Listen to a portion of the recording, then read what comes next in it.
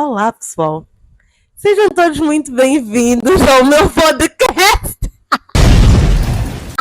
Estou aqui com o Luís. O Luís é meu amigo e é escritor.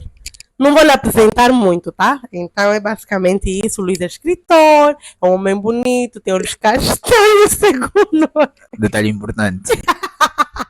E está sem os óculos. E é atrasado também, que temos que deixar essa nota aqui no podcast. O teu nome de autor, ou escritor ao mesmo tempo também, é Luís da Silva Ubuntu.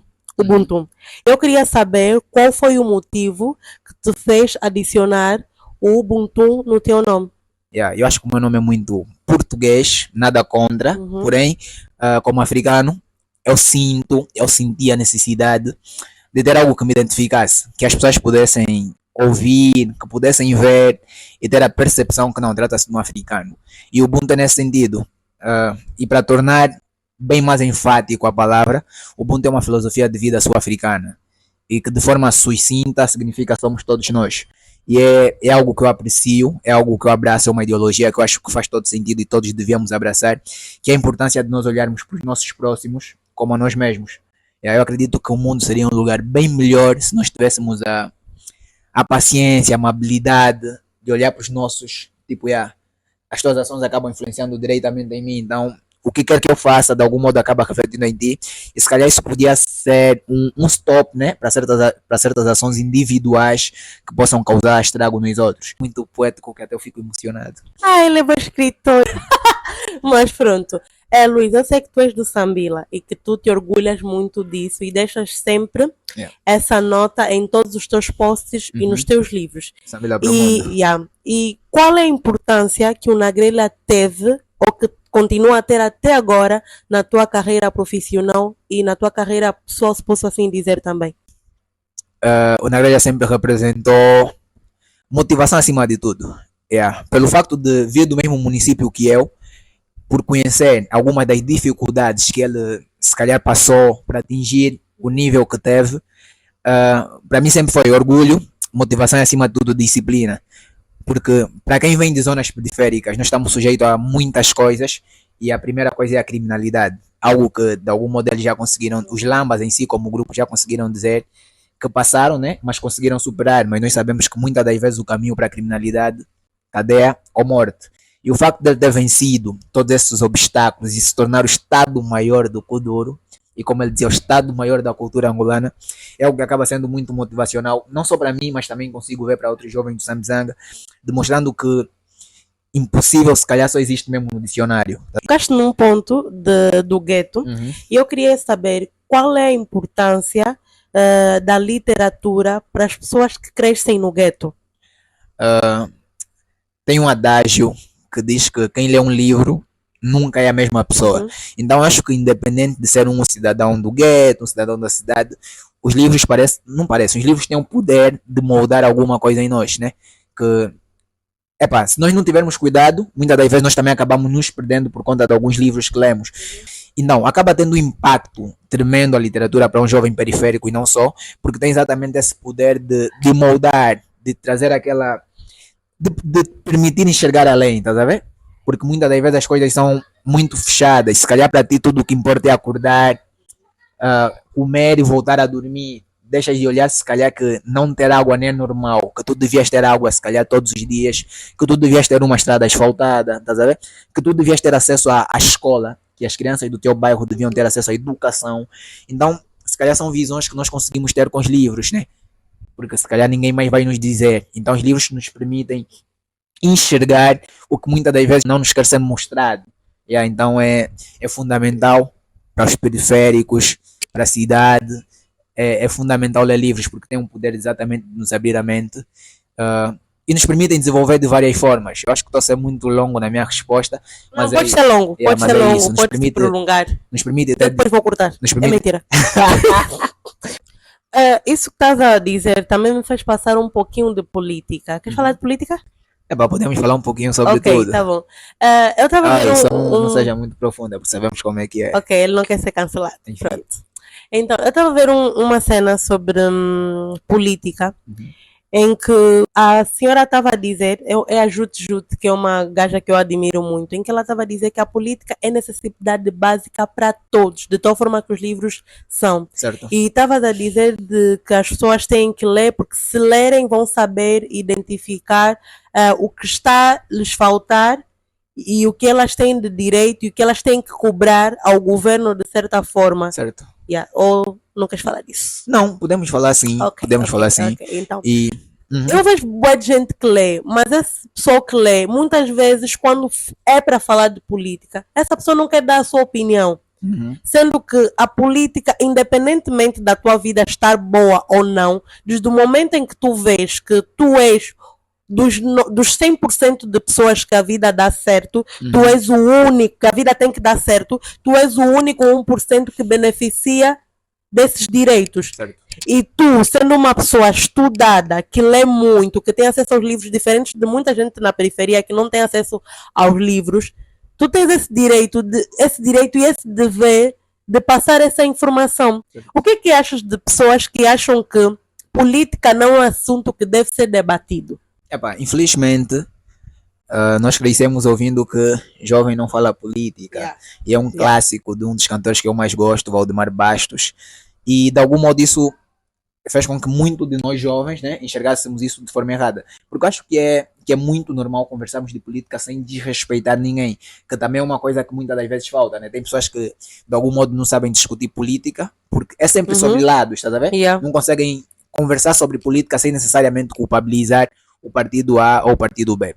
No entanto, é porque eu amo muito Eduardo Tadeu, que é um brasileiro, e ele diz que é obrigatório que todos os cidadãos de um país saibam ou conheçam a Constituição. Por quê? Porque nós sabemos que é na Constituição onde nós encontramos um monte de regras, né, que regem o país, e de algum modo, como cidadão, eu acabo tendo uma ideia clara daqueles que são os meus direitos e os meus deveres. Isso não é na necessidade, se calhar, de confrontar o governo, mas é a fim de saber que eu preciso disso porque foste tu mesmo que escreveu, estás a ver? Tu precisas me dar isso porque você prometeu. E é impossível, é impossível e é lamentável fugirmos do assunto, porque de algum modo tudo nos afeta.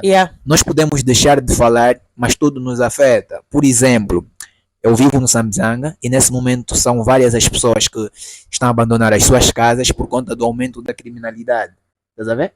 E, ok, ninguém fala nada, as pessoas mudam, outras pessoas são mortas porque pessoas estão a ser mortas dentro das suas próprias casas. Ok, então vamos todos olhar e como é que fica. Estás a ver? Então, se alguém certamente se levantar, se os administradores do local fizerem alguma coisa, algo muda. Estás a ver? E não vai ser necessário, se calhar, chocar com ninguém. Mas é obrigatório que nos garantam, no mínimo, segurança. Que as pessoas se sintam seguras na sua própria casa, que tenha, se calhar, o patrulhamento, tal como tinha noutros tempos, e agora é bem raro. Já não tem. E é importante nós falarmos disso, porque também tem um colega de trabalho que defende muito isso, que é o prezado Adilson Costa, que ele diz que também existem situações que nós acreditamos que se calhar o governador sabe, o administrador sabe, mas não. E não sabe por quê? Porque ninguém fala. Nós mentalizamos que não, eles conhecem exatamente todos os problemas.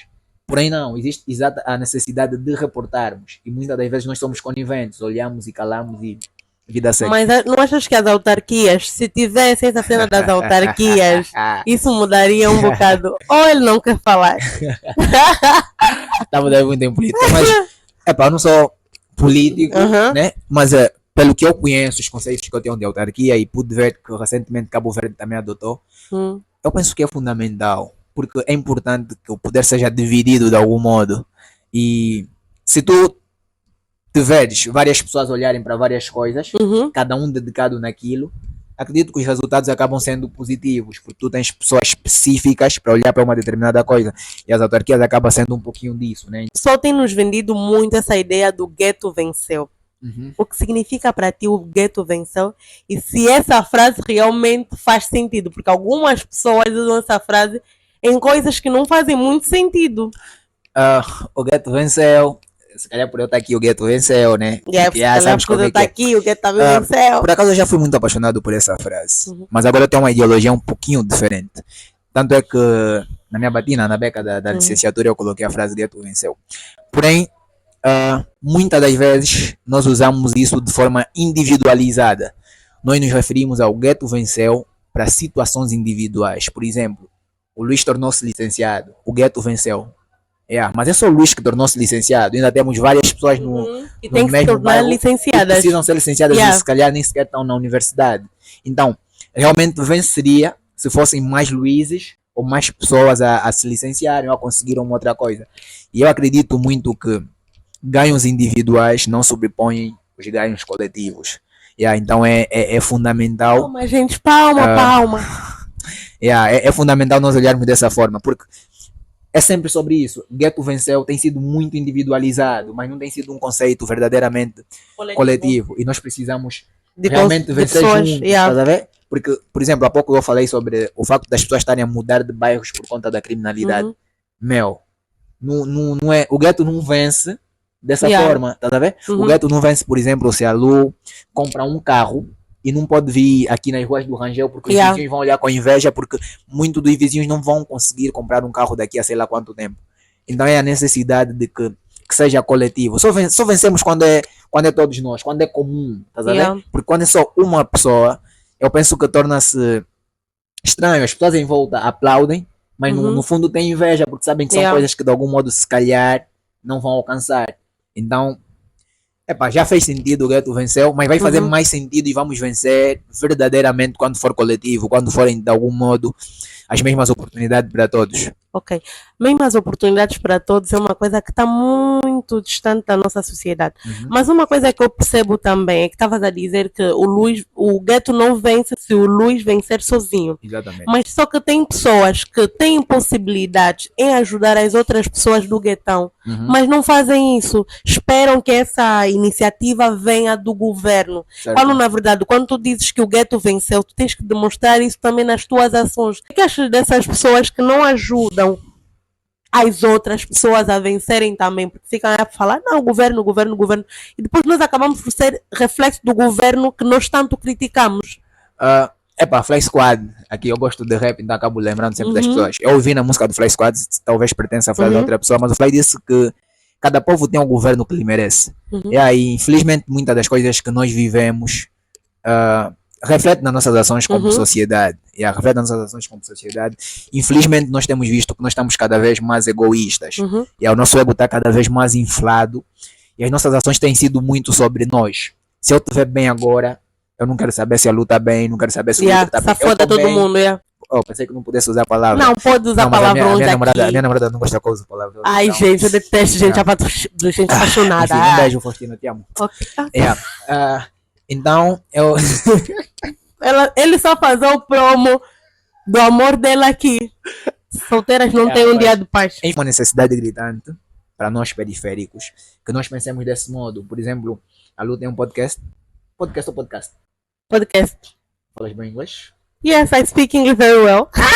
Mas enfim, tu tens aqui o teu programa e tu tens o Luther a te ajudar. Podias se calhar pegar uma outra pessoa, tá a ver? Mas tu tens o Luther. E de algum modo, nas minhas atividades, né, como escritor, e não só, porque também sou engenheiro informático, faço questão de faço questão sempre de estar associado com as pessoas mais próximas a mim, que são periféricas como eu. Por exemplo, eu tenho o meu filho, que é o Fly, e sobretudo, tá a ver? Partilha links para formações e não só isso. E ele faz isso com outras pessoas. Então, é um modo de que não seja só eu. Porque senão voltamos naquilo. O Luís está bem, mas quando todos os amigos que estão à volta do Luís, as pessoas que cresceram com eles não estão bem. Partilhar as bênçãos, como se diz. Isso me lembra muito Djonga em várias músicas, que ele sempre diz isso, que por vezes os próprios pretos não estão preparados para ver os outros pretos livres, que consigam coisas e tudo mais. Mas isso é uma conversa para nós termos no outro dia. Eu sei que tu gostas do Djonga, então não perderias a oportunidade para falar sobre. Mas também gostas do Djonga? Sim, gosto, mas prefiro o Projota. Bem que o Projota agora está bem romântico, mas Projota. Eu prefiro o Projota. Mas, ainda em relação aos dois, Emicida, acho que Emicida é o líder máximo. E sem falar do Cris, né? O Cris MC também naquela vibe boa. Mas tem alguém que eu estou a esquecer muito e eu simplesmente amo. César MC. Porra, ele lançou uma música chamada Perdida com Deus ou uma coisa dessas que eu vi. Aquela EP é muito boa. Nível. Já agora aconselhamos o pessoal a ouvir. César MC. Muito fixe. Luís, tu escreveste um livro, Crise na Casa dos 20. E a maior parte de nós sabemos muito bem, ainda mais pessoas periféricas, de quando tu chegas numa certa idade, tu começas a te questionar sobre muitas coisas. Do tipo, será que o que eu estou a fazer faz sentido? Será que eu vou alcançar os meus sonhos? Porque muitas vezes as pessoas não sabem respeitar os processos também. Por que escreveste um livro com um título tão chocante? Epá, já agora aproveitar e vender o peixe, deixando o Crise na Casa dos 20 de lado. Além do Crise na Casa dos 20, como outros livros lançados, eu tenho Eu Conheço as Estrelas, O Homem Desconhecido, isso. Tem mais o quê?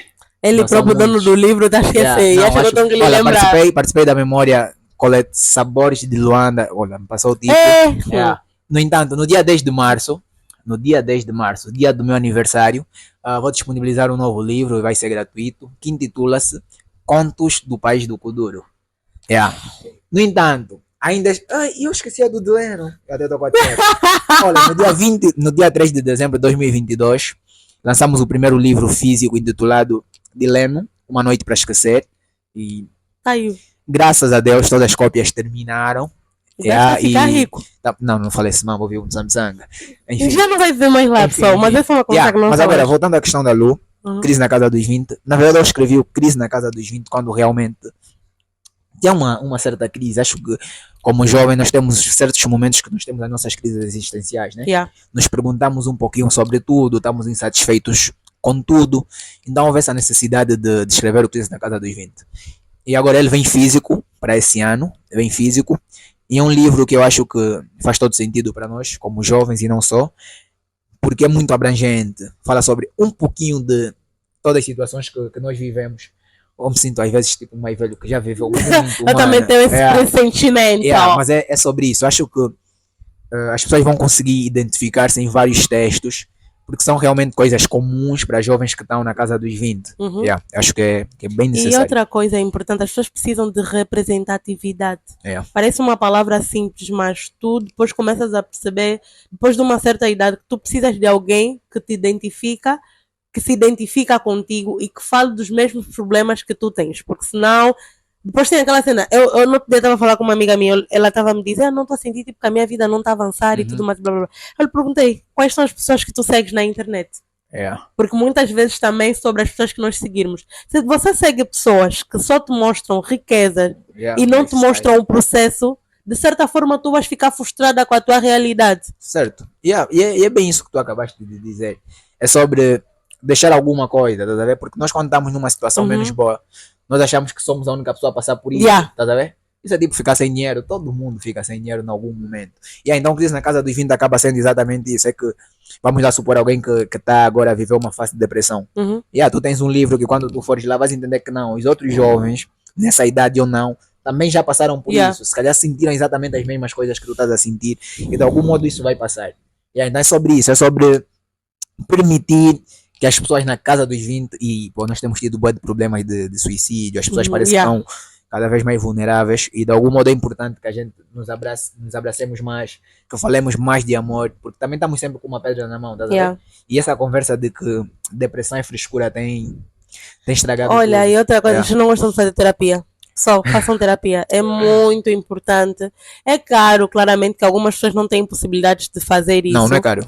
Não é caro? Não. Conheço uma Não sei se eu terapeuta podia mencionar, mas sei que as consultas aqui no Américo Boa Vida são gratuitas. Pronto. São gratuitas. Não sei, podias mencionar, claro.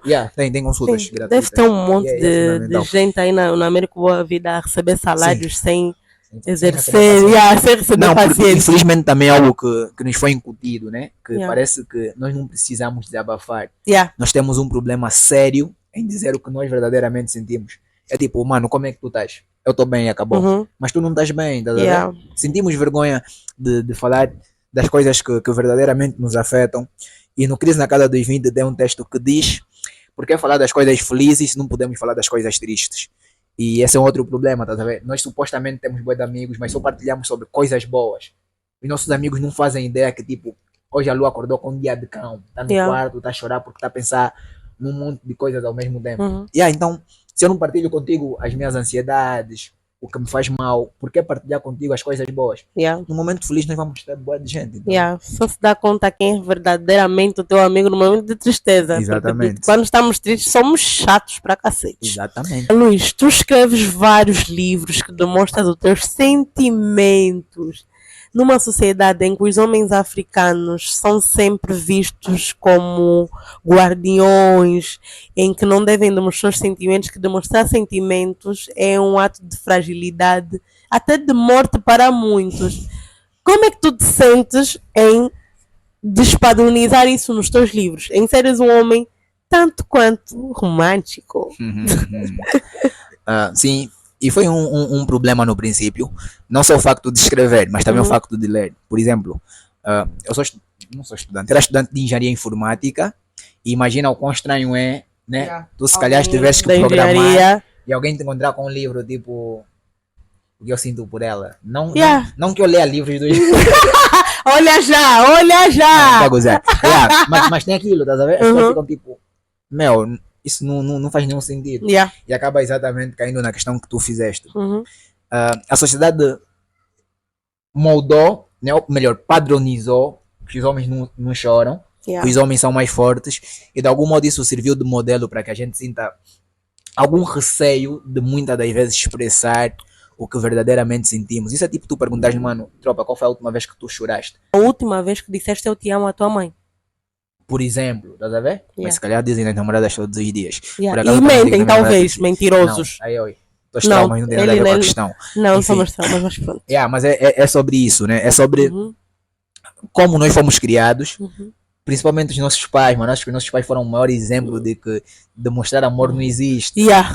A primeira vez que o meu pai me disse te amo foi uma das melhores sensações da minha vida. Lembro que foi num dos meus aniversários, eu já estava aí por volta dos 20 anos, 19 anos. Ou seja, levaste 20 anos para saber que teu pai te amava. Mas, embora tu já tenhas notado, né? Mas é sempre bom reforçar. Sim, não tens noção da sensação, de quanto aquilo fez bem. Não que eu necessariamente precisasse, só se calhar precisasse, mas... Olha ele sendo homem. Não, mas é que tipo... Uau, o meu velho me ama. E é sobre isso, tá a ver? Então, sim, nós como sociedade temos esse problema, como africanos, porém é necessário. E graças a Deus eu consigo fazer por meio dos meus textos, e eu pude perceber que são muitos homens que realmente sentem essa necessidade. Por exemplo, quando eu posto um texto na frase poemas, quando o Edio Almeida, meu companheiro, posta um texto na frase poemas sobre amor, nós conseguimos ver que vários homens identificam as suas parceiras. Tá a ver? Eles tipo não conseguem usar aquelas palavras em alguns momentos, mas usam os nossos textos para dizer na tua parceira, olha, nas tuas parceiras que tipo, o que o mano escreveu é exatamente o que eu sinto por ti. Que fofos. Eu gosto disso. Então, apesar de serem mentirosos. Não, eles não. Vocês os homens que dizem isso. Por só favor, mentir. Não fale dos teus traumas. Enfim. Mas é sobre isso, tá a ver? É sobre... É importante. E é o que nós falamos há pouquinho sobre a vulnerabilidade das pessoas. Meu, Lu, nós não temos noção do quanto chegar para uma pessoa sem esperar e lhe dizer tipo, pô mano, tu és bem importante para mim. Tipo, bro, eu te amo. Os meus amigos reclamavam porque eu tinha o hábito de abraçar à toa. Os meus camas dizem isso. É tipo, nós estamos a jogar, bora, eu estou a abraçar todo mundo. Como é que é? Então, eu pelo menos sempre tive esse jeito de mostrar afeto nas pessoas. E é fundamental, é bonito. As pessoas sentem-se verdadeiramente importantes. É que nem a tua namorada não está à espera e tu do nada envias um eu te amo. Eu acho que eu preciso enviar um te amo na minha namorada agora. Mas, nós que não temos um relacionamento, passamos por isso. Não, mas faz toda a diferença. Faz toda a diferença, porque quando nós expressamos o quanto as pessoas são importantes para nós, faz com que muitas das vezes elas recuam sobre determinadas situações, estás a ver? Vamos lá pensar que se tu estavas a pensar, meu Deus, passa o pleonasmo. Mas tu tinhas uma ideia negativa, estás a ver? Só o facto de tu saberes que não, a Lu se importa comigo, já te faz pensar que não, em vez de eu fazer isso, eu vou ligar para a Lu para saber mais ou menos o que é que ela pensa sobre isso. Então é sobre isso. Nós precisamos necessariamente, com urgência, cada vez mais, demonstrarmos o quanto nos importamos com as pessoas. E nós estamos num mundo que é cada vez mais rápido, né? Como se diz, a vida é um sopro. E não faz sentido nenhum depois nós demonstrarmos sentimento quando as pessoas já não te verem, né? Que é o que muitas vezes acontece. Título do próximo livro: Quanto a morte nos une e como a vida nos separa. Ele já está deixando. Eu estou me sentindo privilegiada. Que acaba girando em torno disso, sobre as pessoas deixarem de falar enquanto as pessoas podem ouvir, para falar quando já já não serve de nada. Eu não tenho muita cena, essa cena de verbalizar os meus sentimentos. Por quê? Porque tenho aprendido recentemente. Porque eu, quando era criança, com essa cena de assédios, de violência também que existem contra as mulheres, era a cena do tipo, não podes dar beijo a um homem mais velho, não podes dar abraço, não podes não sei o quê. Então, isso tudo criou uma certa barreira do meu lado, de não querer muito toques com as pessoas. Eu não gosto Certo. muito de toques. Perfeito. E aí depois tem outra questão, essa cena que nos incutem de ser uma pessoa fofinha é tipo, Isso, yeah. isso remete-nos a muitos assuntos. Remete-nos a muitos assuntos. E o que tu estás a dizer faz todo sentido de algum modo. Yeah. E é assim que nós temos, de algum modo, criado nossos Yeah. sobrinhos, nossos filhos, porque pô, a sociedade está cada vez pior. Yeah. Infelizmente, a sociedade está cada vez pior. Uhum. Porém, eu acredito que se tu acabas proibindo o teu filho de, se calhar, expressar os teus sentimentos com pessoas externas, Uhum. tu precisas encher o teu filho internamente de muito amor, para que ele não se sinta de algum modo excluído, é a palavra que me vem aqui no momento. Uhum. Mas o que é que eu estou a tentar dizer? Se tu já demonstras no teu filho o verdadeiro amor, o quanto tu te importas, toda a atenção dentro de casa, de algum modo não lhe assusta que um psicopata, vamos assim considerar, venha com certas propostas e lhe demonstra um sentimento que se calhar ela nunca percebeu em casa, estás a ver? Uhum. E o que é que acontece muitas das vezes? Não estamos a falar necessariamente de aliciamento, estamos a Yeah. falar de atenção, que é assim que muitas das vezes as pessoas procedem. Sabe Yeah. que tipo, o pai não presta atenção nenhuma na miúda, e aí ele, ei menina, estás bem? Yeah. Como é que foi o dia? Olha, E vem com gracinhas. exatamente, estás a ver? Então é necessário que a gente, no mínimo, consiga preencher em casa para que fora as crianças consigam entender os sinais. Não, isso é má intenção, isso Yeah. é boa intenção. E é o que tem acontecido, né? Tanto é que temos recusado muitas ajudas por conta disso. As pessoas estão não confiáveis que até quando algo sério acontece, tu ficas Yeah. tipo, meu, eu vou ajudar. Recentemente eu estava a sair do trabalho e tinha um jovem no chão. Parece que havia, acho, como dizem, apanhagota, algo parecido. E ele tinha os comprimidos ao lado, parece que ele só precisava tomar. Mas todo mundo passava porque achava que Talvez se calhar já era uma até dar um armadilha. golpe Yeah. e tudo mais. Por intuição, vamos dizer, eu também tive medo. Yeah. Mas então logo eu parei para pegar os comprimidos. Os outros jovens também à volta pararam, tivemos que correr na cantina, dar água. E aí conseguimos ajudar. Claro. Mas é em torno disso, estás a ver? Yeah. É sobre Coletividade. coletividade sempre. E positividade sempre também. Falaste sobre preconceito, eu acho bem importante partilhar a opinião que eu tenho sobre preconceito que um amigo meu uma vez me disse. Ele diz que o preconceito é bom desde o momento em que não continuamos com aquela ideia preconcebida depois de conhecermos a pessoa. O preconceito nos ajuda a nos proteger. Por exemplo, se tu estiveres a passar numa rua e veres um cão, por mais que o cão morda ou não, tu só vais saber se tu te protegeres. Então, tu estás a passar, tenha cuidado, porque o cão talvez vá te morder ou talvez não. E depois pergunta ao dono do cão se o cão morde. Então, é necessário que nós passemos por certas situações para que o nosso preconceito fique atrás, ou sei lá o quê. Mas para isso, nós temos que dar a oportunidade de conhecer as pessoas tal como tu fizeste. Mas não é errado ter preconceito. Preconceito é uma ideia preconcebida que nós temos de alguém antes de conhecermos. Mas o errado é nós continuarmos com essa ideia depois de conhecermos a pessoa e darmos conta que a pessoa não é aquilo que nós pensávamos. Eu penso que existe a necessidade de olhar para essa questão com certo cuidado. Tal como disseste muito bem, acaba sendo a ideia premeditada, né? Que nós temos de algo ou de alguém. Mas, calhar, isso nos levaria para aquela questão: será que existe preconceito bom e preconceito mau? Respondam nos comentários. Acho que era importante que o pessoal respondesse nos comentários. Mas é porque é em torno disso. Porque, infelizmente, a maior parte dos casos que nós vimos referente a preconceito, são ações negativas. Desse gajo que nós estamos a falar do jovem... Meu gajo. Gajo, desculpa, gajo tipo é uma forma de eu falar, não é uma coisa má, é tipo força de expressão. Sim. Do moço do jovem que foi brutalmente assassinado. Espancado e tudo mais. É arrepiante só de pensar. Nesse caso, o preconceito. Imagina, mas tipo, nesse caso, a minha opinião ainda continua válida. Mas o que tinha que se fazer é, antes de bater no moço, perguntar. Mas só que também tem aquele porém que nós estávamos a falar. isso também serve para nós repensarmos sobre as nossas atitudes. Porque em muitas áreas, quando alguém grita gatuna, as pessoas não averiguam. Vão logo partir para agressão. E isso nos fez perceber mais uma vez que nós somos polícia para ditar vereditos finais. Estás a ver? Isso é consequência de muita coisa. Yeah. É consequência de muita coisa. Porque eu acredito que num local seguro, né? No local onde tem policiamento, se alguém rouba, se calhar a primeira coisa seria exatamente levar ele para a polícia. Se a polícia no mínimo fosse confiável, né? Que não é tipo, tu levaste, pagaram caução e foi a pessoa que se calhar te violentou ontem e hoje está andando nas ruas. É um pouquinho de tudo. Mas eu acho que sobre esse caso, sinceramente, eu não... Me arrepia só de falar. Me arrepia só de falar. As pessoas são más. As pessoas são más e cada vez nós estamos... cada vez estamos menos humanos. Nós estamos menos humanos. Porque não se justifica. Não se justifica porque a história que se diz é que foi cobrar uma dívida. E parece que alguém gritou gatuna e todo mundo...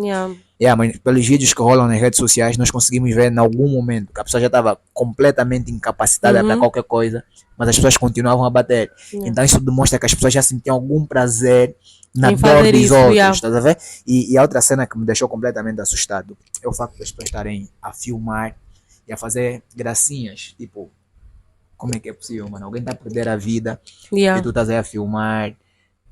Parece que nós não sabemos usar muito bem as tecnologias que nós temos acesso agora também. Sinto a família enlutada. Sinto muito, realmente. E pô, que se faça a justiça, né? Que Deus receba na sua graça como cristão.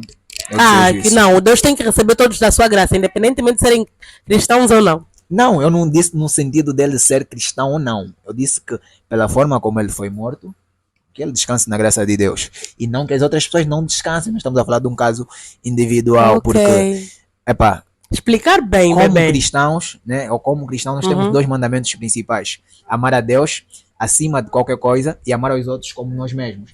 E referente a essa lei de amar aos outros como nós mesmos, não está definido que é o meu irmão da igreja, que é o meu primo. É mesmo tipo amar aos outros como nós mesmos, independente da Lu acreditar em Deus ou não. Eu preciso te amar a ti como eu me amo. Tá a ver? Porque a Bíblia que eu leio como cristão me diz que se eu não consigo amar ao meu próximo, claramente eu não consigo amar a Deus, que eu nem sequer vejo. Nós temos percepção disso, né? Eu não vejo a Deus, então é só isso. Eu adoro o cristianismo do Luís. Não estou a dizer que existem vários tipos de cristianismo do Luís, mas pronto, vocês vão perceber. É que ele é um cristão sensato. Os outros não são sensatos. Desculpa os seguidores do Luís que vão viver esse coisa. Mas ele é um cristão sensato. Quem conhece o Luís vai dar conta que ele é um cristão sensato. E nessa senda mesmo de cristianismo, até que ponto o teu cristianismo ou o teu lado cristão influencia na tua escrita? Eu acho que não existe isso do teu lado cristão, acho. Ele querendo militar. Não, isso nos levaria para muitos clientes. Mas pronto, ele basicamente entendeu o que eu perguntei. Não, mas é que não tem isso do cristianismo do Luís, tem a ver com ler a Bíblia, da mesma forma que os outros cristãos leem, mas se calhar ter uma interpretação diferente, né? Se calhar isso acaba também sendo o resultado das diferentes igrejas, porque parece que cada um lê e interpreta da sua maneira. Consequentemente, sabes que, antes de responderes essa pergunta, isso lembra-me um debate que eu tive na escola. Uma vez um professor meu de Relações Públicas, ele perguntou se acho que era, ele perguntou-nos se ser uma pessoa boa ou não é resultado da nossa educação religiosa. Não sei se percebes mais ou menos a pergunta. Se nós somos boas porque nós fomos a uma igreja ou se frequentamos a uma religião. E uma colega minha, que era testemunha de Jeová, ela deu uma resposta que eu amei. Que ser boa ou não, tudo bem, a religião interfere. Mas o primeiro contacto que nós temos é a educação que nós temos de casa. Sim. Estás a ver? Então, se desde o momento que nós somos novos e os nossos pais não nos educam a ser pessoas boas para a sociedade, por mais que nós frequentamos uma igreja, nunca vamos ter noção disso. Porque o que aconteceu com esse jovem, eu tenho a certeza que tinham pessoas aí que acreditavam em Deus, não sei o quê, que liam a Bíblia, mas que de certa forma não tiveram esse bom senso. Porque por vezes bom senso não é uma coisa que nós aprendemos na escola ou na religião, é uma coisa que aprendemos também em casa, de certa forma, porque existem 3 tipos de educação: educação de casa, educação da escola, a educação religiosa, de acordo com o que eu aprendi na sociologia. E que se tu se falhas em casa, pelo menos tens na escola. Se falhas na escola, pelo menos tens na igreja. Mas é de extrema importância que as pessoas percebam que sendo uma pessoa boa, ser uma pessoa boa ou não, isso vai muito além da religião que frequentas. Entendi a tua questão. Eu acredito muito que nós Espero não somos, ter vos baralhado, que nós somos moldados de acordo com as coisas que nós acreditamos. Como cristão, eu tenho a definição que Deus é amor. E o que é amor? Amor é exatamente importar-se com as pessoas, né? Ter empatia e toda essa coisa bonita. Deus é amor e eu aprendi isso. E cresci numa família cristã, então a minha educação é cristã. E de algum modo eu já consigo receber certos princípios, né? Não só como cristãos, mas também de vida da minha mãe, de acordo a uma educação, vamos falar, cuidada. E o que é que acontece? Assim, falando agora de um provérbio africano, porque eu gosto de provérbios, que diz que uma criança, quando não é abraçada pela sua aldeia, ela pode pegar fogo ou pode botar fogo na sua aldeia.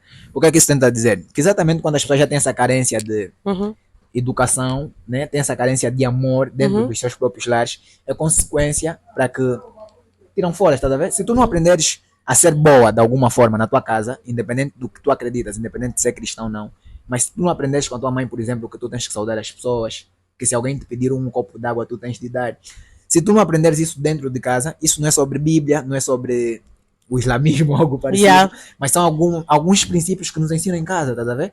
Tu sabes que, não, quando o tio fulano vem, eu tenho que levantar para dar cadeira, porque alguém te ensinou dentro de casa, isso não estava em nenhum livro. Então acho que é muito em torno disso. Porra, falaste do islamismo, eu pensei numa coisa, tipo, ele fala coisas que eu depois começo a pensar, como eu gosto muito. Para mais gosto muito de refletir, porque o que o Luís falou basicamente tem muito sentido. Eles frequentam uma religião, mas eles não respeitam as religiões dos outros. Eles praticam a intolerância religiosa e matam as pessoas muitas vezes. Você cuidado com as coisas.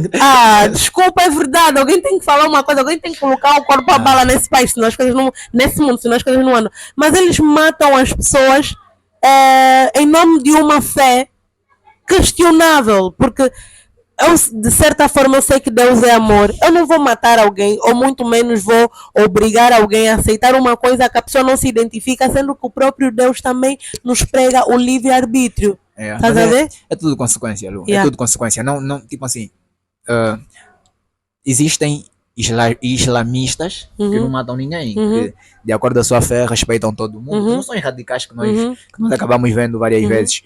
E de igual modo também no cristianismo, né? Nós sabemos muito bem que a história do cristianismo é meio que sangrenta, que teve algum contributo considerável ou muito contributo naquilo que é a escravidão, né? Que foi Ele vai voltar aqui para falar disso, eu gosto desse assunto.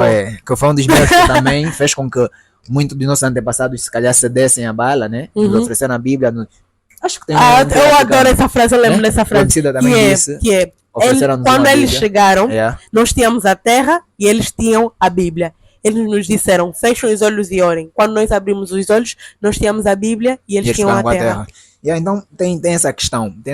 E isso tudo vai nos remeter sempre no mesmo ponto, que é a interpretação. Como é que as pessoas interpretam o que leem? Porque da mesma forma que nós temos boa de prazer em fazer, ou melhor, eu não, né? Mas, por exemplo, os panafricanistas fazem questão de reforçar da influência do cristianismo para a escravidão de África.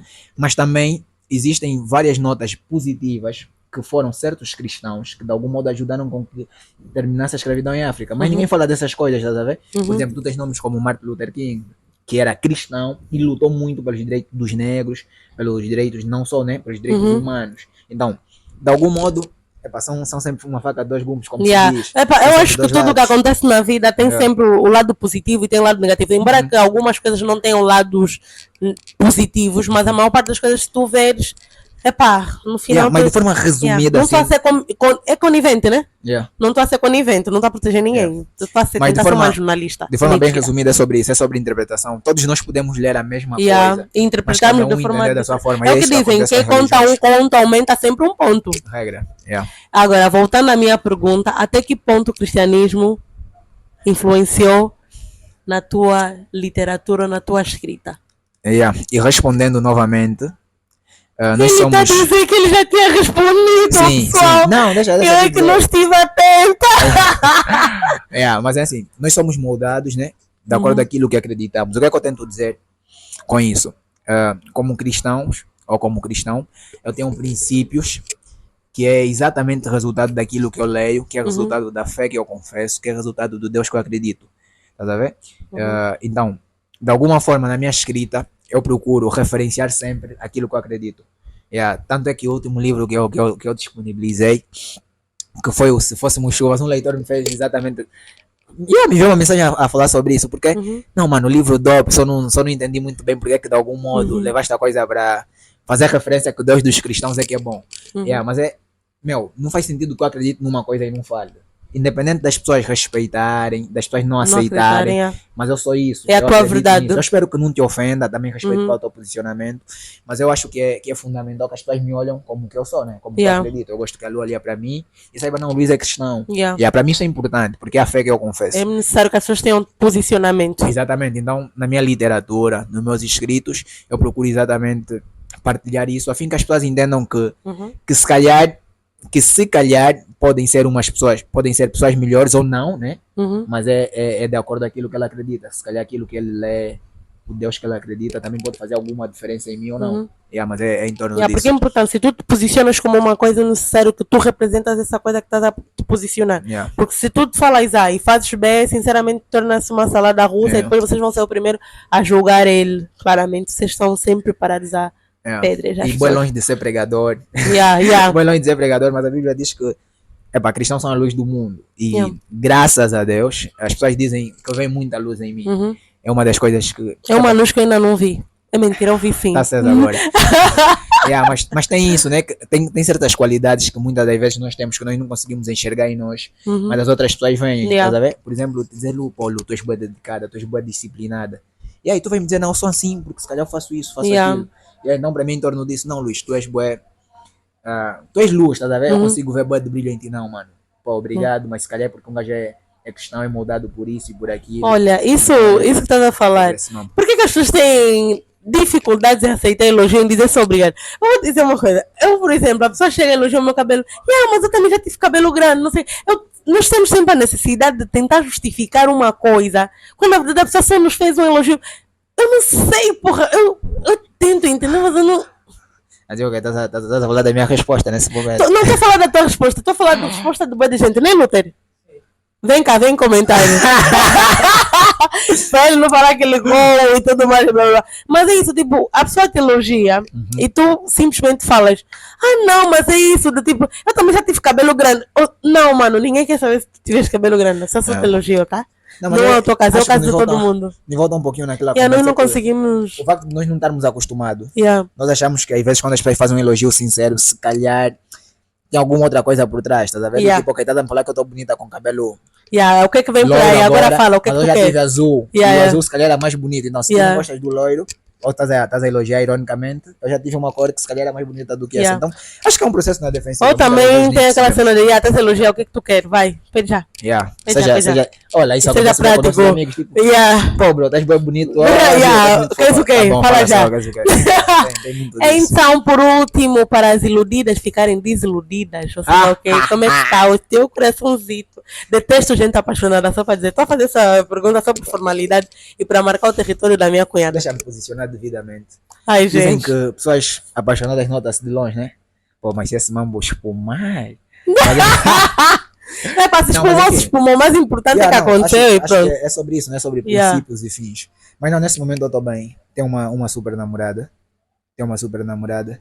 Alguém que aprecio muito. E acho que nunca falei tão abertamente sobre isso. Mas não é só sobre relacionamento. Uhum. Assim, se o meu relacionamento terminasse agora, hoje, nesse momento, eu continuaria a ter o mesmo respeito e admiração que eu tenho por essa pessoa. Porque, eu consigo ver boas qualidades e alguém realmente muito importante. E é sobre isso, né? É sobre nós nos relacionarmos com pessoas que nos completam e que, acima de tudo, se completam. Tá a ver? Olha, tocaste Yeah. no... Luís tem que voltar aqui. Yeah. Porque isso me leva também na cena dos opostos se atraem. As pessoas dizem, os opostos se atraem. Chega uma certa altura na vida adulta que tu percebes que opostos demais não se complementam e muitas vezes pode dar errado. É. Olha, eu tenho uma amiga que defende muito isso, que opostos se distraem, isso sim. Yeah. Porque, na minha percepção, é bem mais fácil quando nós já temos muitas coisas em comum com nossos parceiros. Yeah. Torna muita coisa leve, torna o processo bem mais leve, porque, relacionamento é sobre adaptações, tá Yeah. vendo? Se calhar tu não curtes de estar com uma lâmpada acesa, assim já estamos a falar de vida a dois, tu não Yeah. sabes sobre essas coisas, enfim. Ok. Mas tu não curtes de uma lâmpada acesa e a pessoa curte. Não Uhum. é sobre tu. Até que moderar, né? Tem que Yeah. aceitar. Mas agora, se tu já tens alguém que gosta da lâmpada apagada como você, meu, é Yeah. bem mais fácil. Então, Yeah. eu acho que é. É O processo é sempre bem bom. mais fácil quando já são duas Então, pessoas que se evitem essa coisa de opostos se atraem, meu irmão. Na vida adulta, o oposto não se atrai, só Se se distraem. confundem, se distraem tudo mais, e blá blá blá. Mas estamos a chegar ao fim. Quero agradecer ao Luís por ter aceito o convite no meu podcast. Não recebeu nenhum dinheiro para estar aqui ainda. Não, Porque depois bacana manda quando ele email. for famoso vai querer me cobrar e tudo mais. Mas é para pessoal, é assim, esse podcast não é nada formal, já? Então, seguidores do Luís que virem aqui, não sei quem está esperando uma coisa bem elaborada, formal e tudo mais, esqueçam! O nome do podcast é Diário do Maluco, então não esperem muito. Tem alguma coisa a dizer?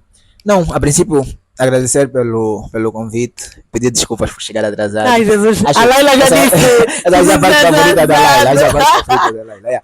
E dizer que é um prazer estar aqui.